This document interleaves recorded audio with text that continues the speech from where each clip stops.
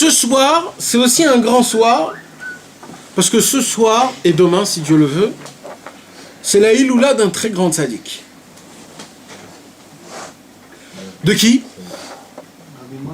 Rabbi Moshe Breslever. Maintenant, quand par exemple, je vous dis c'est la Iloula d'un très grand tzaddik, vous vous attendez à entendre un grand tzaddik hyper connu.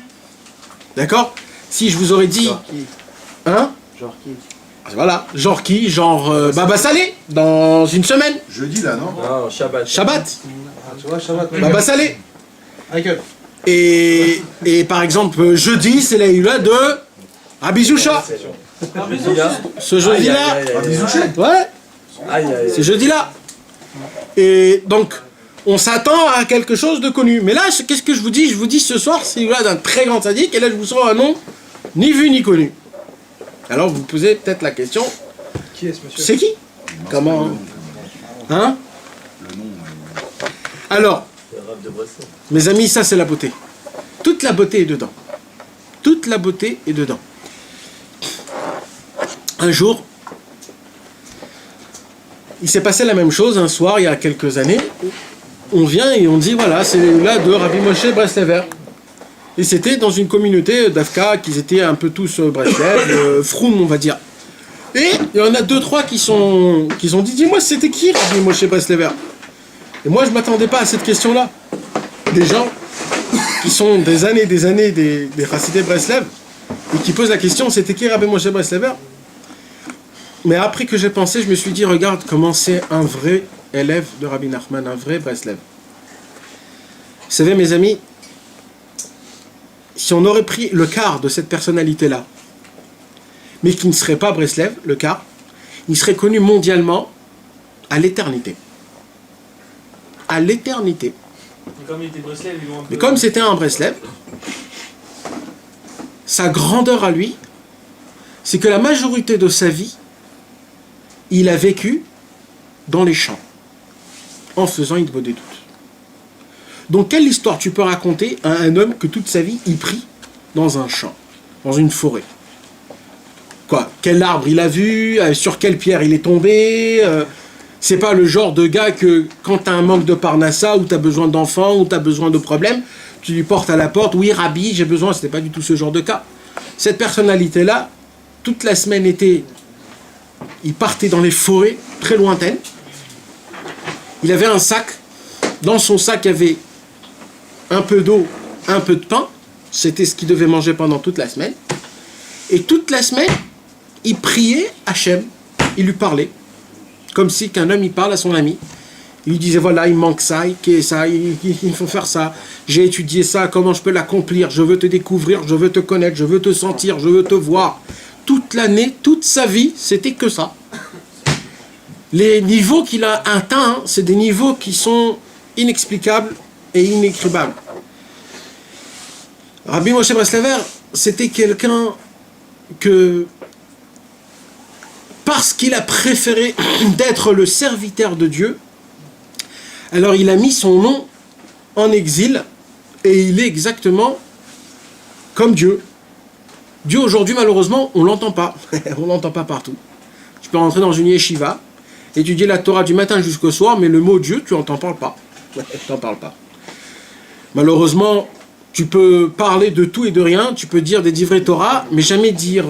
tu sais que Akadosh Baruch Hu, il t'aime, et qui te voit, qui t'entend, qui t'apprécie, qu'il est orgueilleux de toi-même, qui te regarde toute la journée, comme un marié qui est amoureux de sa femme, qui la regarde comme si qu'il est complètement amoureux. Dieu est pareil, il nous regarde de ce même amour-là, et 1000 fois plus que ça.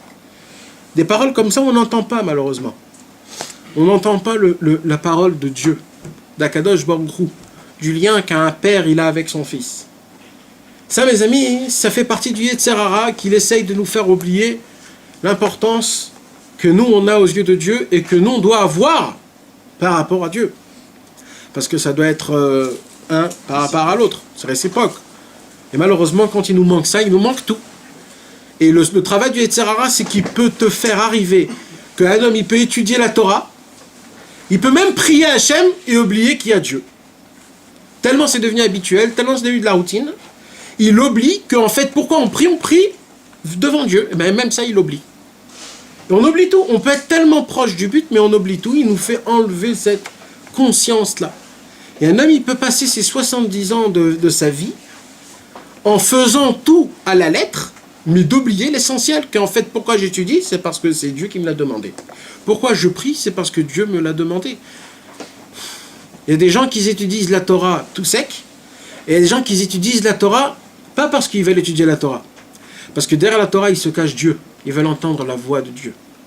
Presque ils s'en foutent de la Torah. Tout l'essentiel qui sont la Torah, c'est pour toucher Dieu. Pour boire Dieu. Pour être rassasié de Dieu. Pour prendre un kiff de Dieu. Et ça, mes amis, il en manque beaucoup des gens. Et des gens comme ça, quand ils sortent dans le monde, ils sont vus comme des fous. Comme des gens qui sont des allumés. Comme des gens qui sont pas normaux. Des gens qui sont trop... ouais, vous exagérez là, les gars, vous êtes extrémistes. Ouais. Et c'est pour cela que Rabbi Moshe Breslever, il s'est dit, dans une réunion pareille, je préfère d'être tout seul, moi avec mon Dieu. Comme un marié, une mariée, laissez-nous tous tranquilles, nous on va aller dans la lune de miel. Rabbi Moshe Breslever était dans sa lune de miel pendant toute sa vie avec Dieu. C'était ça, Rabbi Moshe Breslever. C'est pour cela qu'on n'entend pas parler de lui. Mais je peux vous dire que dans le ciel, on entend bien résonner son nom. Vous savez comment ça marche? Tout ce qu'il y a dans ce monde-ci, l'inverse, c'est ce qui se passe en haut. Les très grands dans ce monde-ci, dans le ciel, c'est des tout petits. Les tout petits dans ce monde-ci, en haut, dans le ciel, c'est des très grands. Les gens que tu entends parler beaucoup dans ce monde-ci, en haut, on les entend pas du tout. Qui? Mais j'ai jamais entendu, on n'a jamais entendu parler d'un comme ça. Et pareil, les gens que tu n'entends pas parler dans ce monde-ci, en haut, on les entend beaucoup. C'est comme ça que c'est écrit dans la Gemara, mes amis. Il y avait un très grand tzaddik qui s'appelait Rabbi Shmuel Cohen Gadol, quand il est monté dans le ciel et qu'il est redescendu, on lui a posé la question, qu'est-ce que tu as vu en haut? Il a dit, c'est très simple. Tout ce qui était en bas, en haut, je l'ai vu très haut. Tout ce qui était en haut ici, tout ce que j'ai vu en haut, c'était tout en bas. Le monde inversé. C'est ça qu'il a vu, des mondes inversés. Je vous parle de tout ça parce que, comme aujourd'hui, c'est le jour là où il est parti de ce monde, ce tzaddik-là, qui s'appelait Rabbi Moshe Breslever, il y a une lumière spéciale qui descend, comme c'est sa journée à lui, c'est son jour, qui descend, et c'est comme lui, on lui donne, c'est comme quelqu'un qu'on lui dit, c'est son anniversaire. Alors quand c'est son anniversaire, c'est lui, on lui donne le kavod, vas-y, assis-toi, c'est toi qui fais tout. Cette journée-là, c'est sa journée à lui. Sa lumière, elle est dans ce monde-ci. Elle descend dans ce monde-ci, et on peut demander beaucoup de demandes. Celui qui allume surtout des bougies, mes amis, ce soir, demain, c'est important d'allumer 2 bougies au nom de Rabbi Moshe Breslever et de demander le maximum de demandes. Parce que lui-même, il va prier pour nous dans le ciel et il va nous exaucer. Maintenant, celui qui peut faire des demandes spirituelles, alors là, c'est encore beaucoup plus haut parce que c'est exactement ce que lui, il s'accordait pendant toute sa vie. 2 bougies, t'as dit? 2 bougies, c'est bien d'allumer, ouais. Tout le temps, on allume 2 bougies, pas une seule bougie. Ça aussi, c'était une petite introduction. Ouais, 2 bougies. Pourquoi 2 bougies? C'est comme ça que le minag, c'est comme ça. Quand on allume pour un mort, on allume 2 bougies. C'est comme ça. Pour un vivant. On n'allume pas des bougies pour un vivant généralement.